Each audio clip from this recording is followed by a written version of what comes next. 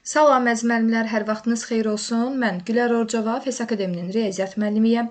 Bugün sizinlə birlikdə növbəti sınavımızın izahına baxırıq. Lakin sınavın izahına başlamazdan öncə xatırlatmaq istəyirəm ki, əgər sizlər də bizim həm ödənişli, həm də ödənişsiz dərslərimizdən faydalanmaq istəyirsinizsə, bax ekranda gördüyünüz 055 527 25 99 menecer nömrəsi ilə əlaqə saxlaya bilərsiniz. İndi isə başlayaq suallarımızın izahına. Baxırıq birinci suala. Birinci sualda bizə deyir ki, P parametrinin hansı qiymətində verilən bu funksiyanın ən böyük qiyməti 5-ə bərabər olar? Ümumiyyətlə, kvadratik funksiyada yadda saxlamaq lazımdır ki, əgər A sıfırdan kiçikdirsə, A burada nədir? Baxın, x kvadratın qarşısına dayanan əmsaldır. Əgər bu sıfırdan kiçikdirsə, biz n düsturu vasitəsilə bu funksiyanın ən böyük qiymətini tapırıq. Bəs n düsturu nə idi? 4ac çıxılsın b kvadrat bölünsün 4a. İndi bunu, bax, buradakilarla hesablayıb 5-ə bərabər deməli edəcəyik. Yazıram. 4 dəfə A. A-nın qiyməti -1-dir. C-nin qiyməti isə P-dir. Olur -4P. Çıxılsın B kvadrat. B-nin yerində 2 dayanıb. Kvadratı olacaq 4. Bölünsün 4-a, yəni -4-ə bərabər olmalıdır 5-ə. Çarpaz -4-ü vurursunuz 5-ə. Olur -4P çıxılsın 4 bərabərdir -20-yə.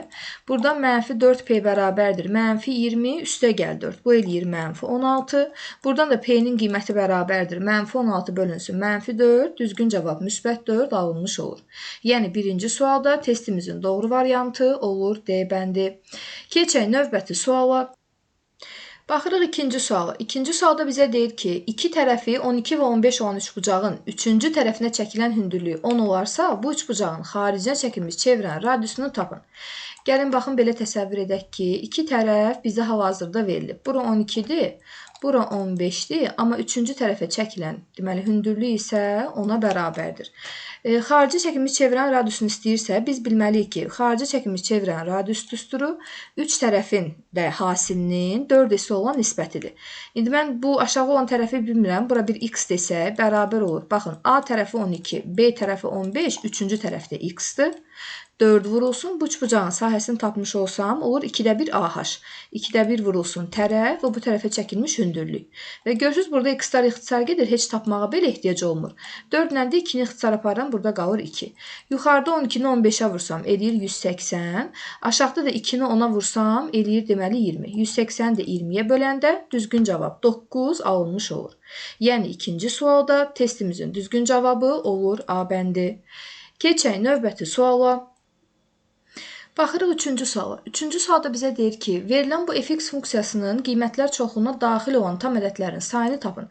Bax, siz diqqətinizi yönətməlisiniz bu hissəyə. Burada nə var? A sinus x üstəgəl B kosinus x. Yazıram burada.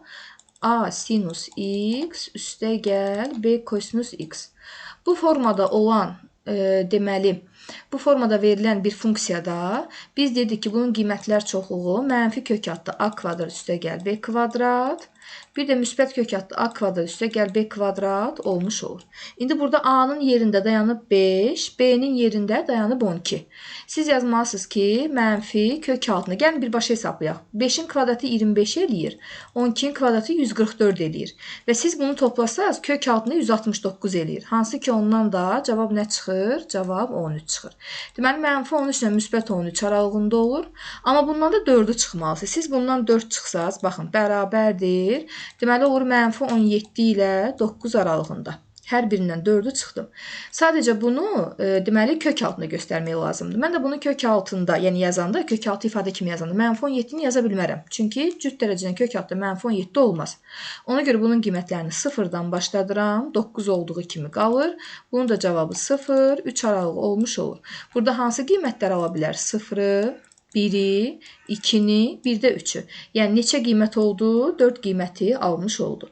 Testimizin doğru variantı olur D bəndi. Keçək növbəti suala. Baxırıq 4-cü suala. 4-cü sualda bizə deyir ki, verilən bu tənliyi həll edərək 3x çıxılsın bir ifadəsinin qiymətini tapın. Baxın, 5 üstündə x üstə gəl 1-i 5 üstü x vurulsun 5 üstü 1 kimi göstərirəm. 5 üstündə x çıx 1 isə 5 üstü x vurulsun 5 üstü mənfi 1 kimi göstərirəm. Bərabərdir 24-ə. Buradan 5 üstü x-i mötərizə xaricinə çıxartsaq, qalır 5 üstü 1, yəni 5, çıxılsın 5 üstü mənfi 1, yəni 5-də 1. Bu da bərabərdir 24-ə. Burada 5 üstü x vurulsun 5-də ortaq məxrəcə gətirsək 25 çıxılsın 1 eləyir, yəni 24 bərabərdir 24-dürsə, buradan 24-lər ixtisar gedir, 1 qalır, 5-i də 1-ə vuranda 5 eləyəcək çarpaz. Deməli 5 üstü x bərabərdir 5-ə. Tapırıq ki, buradan x-in qiyməti 1-ə bərabər olmuş olur. İndi bizdən 3x çıx 1-in, bax bunun cavabını istəmir. Yazırsınız 3 dəfə 1 çıxılsın 1. 3-dən də 1 çıxanda düzgün cavab 2 alınmış olur. Yəni 4-cü sualda testimizin düzgün cavabı olur B bəndi. Keçək növbəti suala. Baxırıq burada 5-ci sual. 5-ci sual deyir ki, verilən bu ifadənin mümkün həqiqi qiymətini tapın. İndi biz bunu sadələşdirsək, burada 2-ni mötərizə xaricinə çıxarsam, olacaq x minus 3. Hətta bunu ayrı-ayrı vurğulara da göstərə bilərik. Yəni kök altında 2 vurulsun, gəlin elə yazaq. Kök altında 2 vurulsun kök altında x minus 3 formasında. Üstəgəl burada da 4-ü çıxardıram mötərizənin xaricinə, tamamilə ayırıram. Kök altında 4 vurulsun. Bu dəfə burada 3 çıxılsın, x qalır. Üstə gəlsin 12x bölünsün neçə? X minus 1. Bərabərdir. Bu kök altda 4-dən cavab 2 çıxır. Bunu elə birbaşa olaraq 2 yazıram. Sizin indi diqqət etməli olduğunuz hissə hansıdır? Baxın, burada kökün altında x çıxılsın 3 yazıb. Amma bu tərəfdə kökün altında isə 3 çıxılsın x yazıb. Yəni bu hansı halda belə mümkün ola bilər? Yalnız bir halda mümkün ola bilər ki, gərək x-in qiymətinə biz 3 verək. Yəni bax, gəlin belə düşünək də. Bu kök altı ifadə x minus 3 böyük bərabər olmalıdır 0-dan. Burada x böyük bərabərdir 3-dən. Digər tərəfdən bu tərəfdə 3 minus x böyük bərabər olmalıdır 0-dan, mənfi x böyük bərabərdir mənfi 3-dürsə, x də kiçik bərabər olmalıdır 3-dən. Yəni elə bir ədəd olmalıdır ki, həm 3-dən böyük olsun, həm 3-dən balaca olsun. Elə bir ədəd yoxdur. Onda deməli x-in yeganə qiyməti, bax, həm buranı ödəyən, həm buranı ödəyən x-in yeganə qiyməti 3-dür. Ona görə siz də bu ifadədə x-in yerinə nə yazırsınız? Gətirib 3 yazmış olursunuz. X-in yerinə 3 yazsa 0 eləyir, buranı itirdi. 3 yazsa 0 eləyir, buranı itirdi. Təkcə qalır 12 vurulsun 3, 36, 3 çıxılsın 1, bu da eləyir 2. 36-nı da 2-yə böləndə düzgün cavab 18-ə bərabər olmuş olur. Yəni testimizin doğru variantı olur A bəndi. A bəndi A variantı. Keçək növbəti suala. Baxırıq burada 6-cı sual. 6-cı sualda deyir ki, ABCD kvadratının B təpəsindən kvadratın müstəvisinə uzunluğu 6 cm bərabər olan BK perpendikulyarı qaldırılmışdır. Bax, bu 6-dır.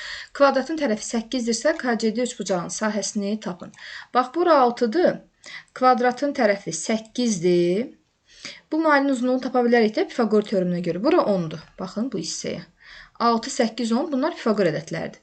Digər tərəfdən biz bu misalı da, yəni bu testi həll edə bilmək üçün 3 perpendikulyar teoremi bilməliyik. Niyə görə? Bax, bu maildirsə, bu onun proyeksiyasına fikir verin.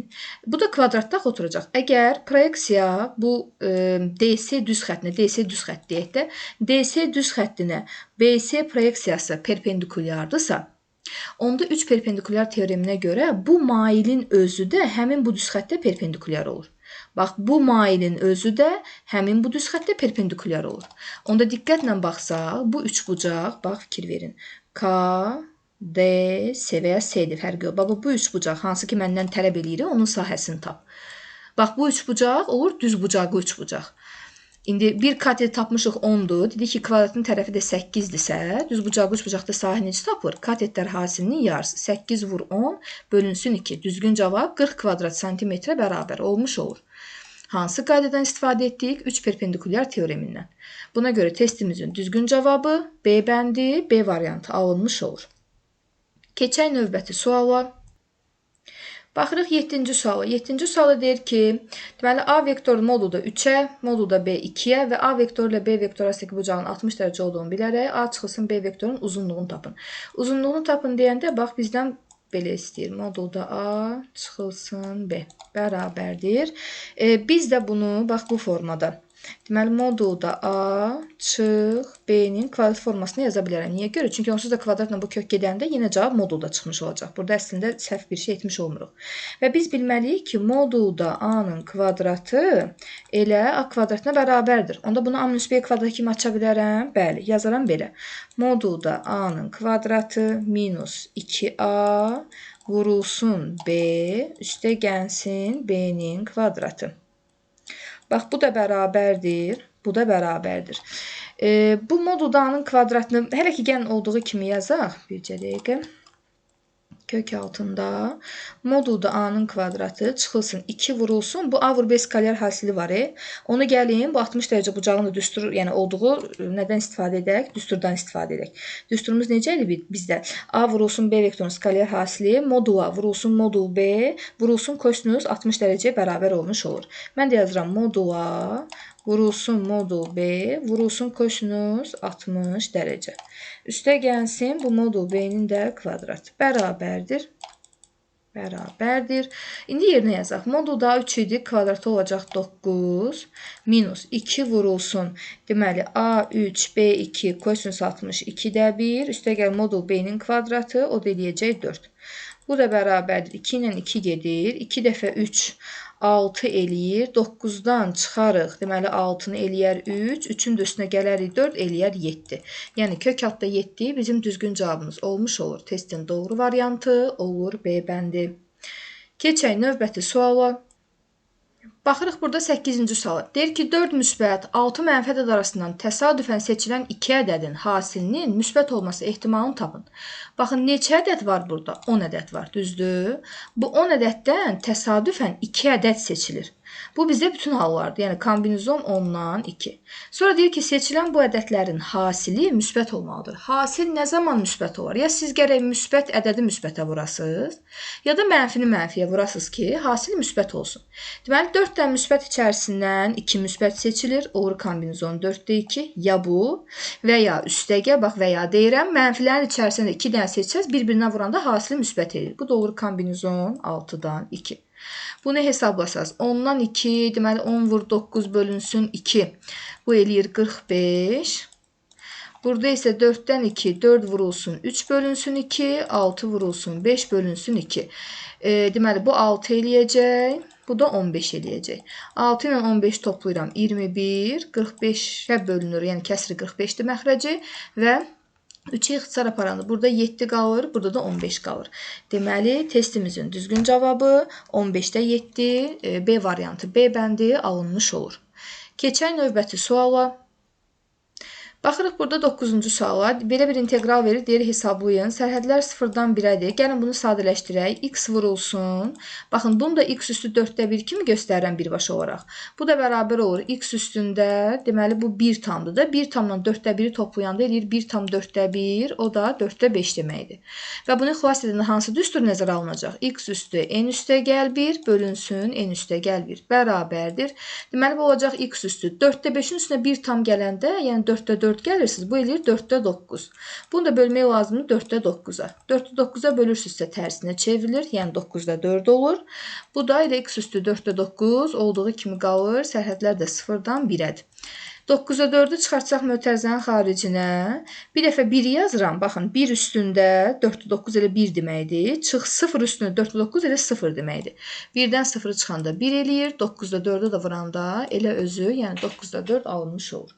Buna görə testimizin düzgün cavabı olur A bəndi. A bəndi A variantı. Keçək növbəti suala. Baxırıq 10-cu suala. 10-cu suala deyir ki, mağazada kostyum ayaqqabının birlikdə qiyməti 720 manatdır. Kostyuma əvvəlki satış qiymətinin 5-də 1-i qədər, ayaqqabıya isə əvvəlki satış qiymətinin 30% qədər endirim edilir. Edildikdən sonra onların birlikdə satış qiyməti 564 manat oldu. Endirimdən əvvəl kostyumun qiyməti neçə manat idi? Mən bilmirəm, kostyum neçədir? X deyirəm, ayaqqabı neçədir? Y deyirəm. Yazıram, X üstə gəl Y bərabərdir 720 manat. Kostyumun 5-də 1-i qədər endirim edilir. Baxın, 5-də 1-in çıxsası nə qədər qalır? 5-də 4-ü qalır da, düzdür. Yazırız bura 5-də 4 x üstə gəl. Ayaqqabıya da 30% endirim olunur. Yəni 30%-in çıxsaz qalır orada, deməli 70%-i, o da onda 7 y deməkdir.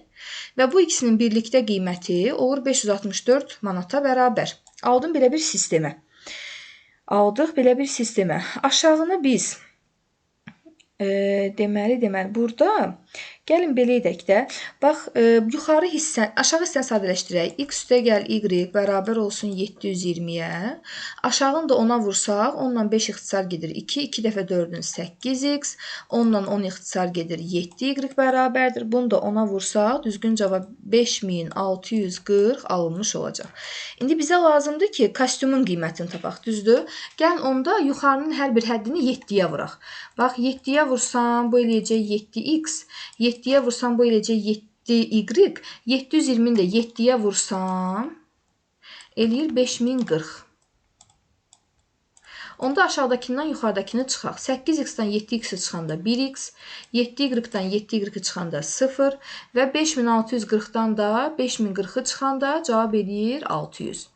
Baxın, bizdən x olaraq, yəni kostyumun qiymətini işarə etmişdik. Bu da sonda bizə endirimdən əvvəl kostyumun qiyməti neçə manat deyir, soruşursa, onda elə düzgün cavab 600 manata bərabər olmuş olur. Yəni testimizin doğru variantı olur A bəndi, A variantı. Belə, bu da bizim sonuncu deməli, sualımızın izahı idi. Ümid edirəm ki, hər bir sual tam şəkildə bizə aydın olmuş oldu. Bir daha xatırlatmaq istəyirəm ki, sizlər də bu cür dərslərdən faydalanmaq istəyirsinizsə, bax, ekranda göstərilən 055 527 25 99 menecer nömrəsi ilə əlaqə saxlaya bilərsiniz. Videonu bəyənməyi və kanalımıza abunə olmağı unutmayın. İzlədiyiniz üçün təşəkkürlər.